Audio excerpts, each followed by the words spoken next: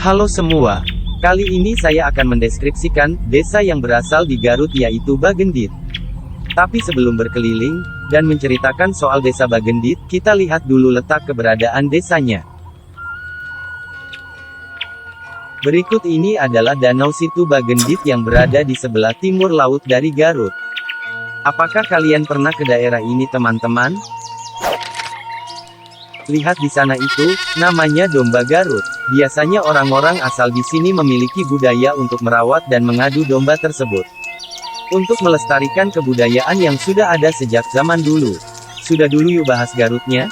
Kita sekarang ke tempat wisata yang ada di desa Bagendit, yaitu Danau Situ Bagendit. Kali ini kita bahas makanan khas dari Garut. Lauk letik adalah makanan oleh-oleh khas desa Bagendit, yang juga banyak diproduksi di daerah Danau Situ Bagendit. Lauk letik adalah sejenis ikan kecil yang digoreng sampai garing. Oleh-oleh ini sangat cocok dinikmati untuk melengkapi lauk dan dimakan dengan nasi hangat. Situ Bagendit merupakan objek wisata alam berupa danau. Dengan batas administrasi yang ada di desa Bagendit di sebelah utara, berbatasan dengan Kecamatan Banyuresmi.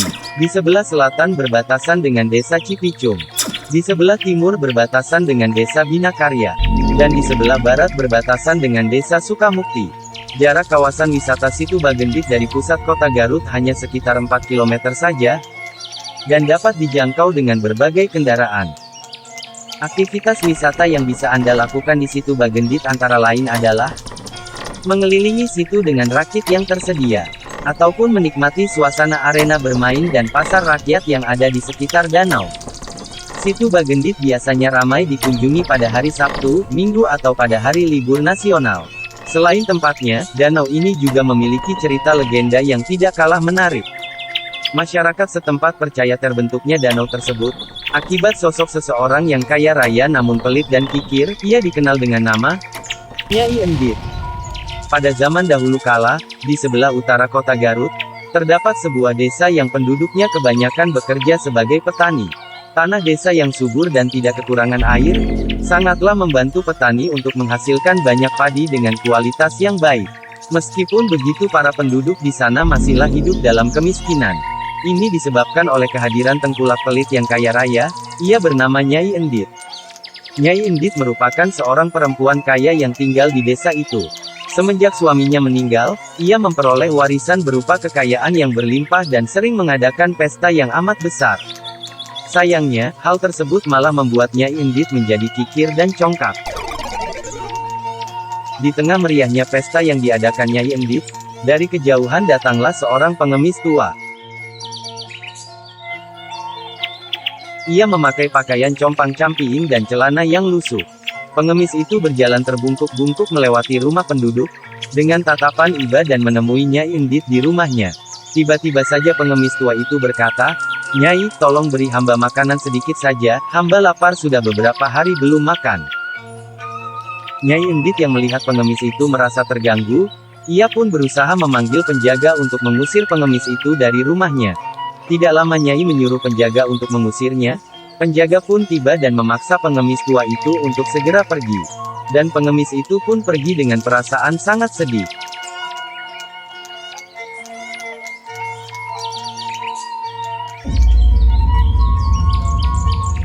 Hari pun berganti, dan Nyai Endit masih merasa tidak nyaman atas kedatangan pengemis lusuh di pestanya kemarin. Ketika ia keluar dari rumah, ia pun menemukan sesuatu yang aneh.